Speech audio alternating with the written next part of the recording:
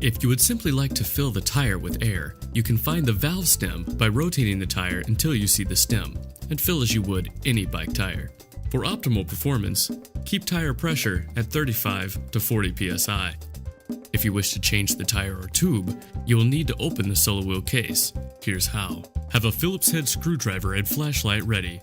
An electric screwdriver may be used on the smaller outer screws. In the middle of the cover, beneath the leg pads, there are 6 screws. Unscrew the screws only on the opposite side of the on-off switch and charging port. Do not unscrew the screws that are on the same side as the on-off switch and charging port. Unscrew all the screws around the outside of the cover with a Phillips screwdriver. 7 screws on each side, including the ones in the handle. Gently open the top half of the case and flip it over.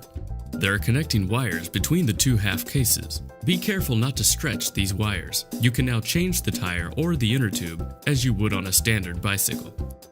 Refit the Solowheel cover in place. Carefully tuck all wires into the wire compartments under the handle area.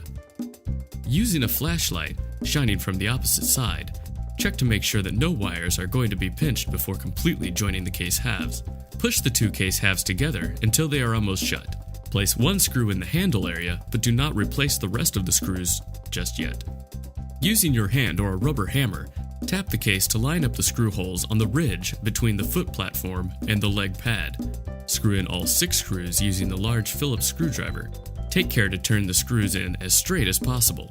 If you feel too much resistance, back the screw out, realign it, and tighten it again. Screw in all 14 screws, 7 on each side, around the circumference of the case on both sides, starting with the handle. You have now opened the Solowheel, changed the tire, and closed it back up. Power on the Solowheel and test for any rubbing or other problems. If problems occur, carefully repeat the process, watching for proper alignment and that no wires are pinched. If everything is in order, you're ready to ride.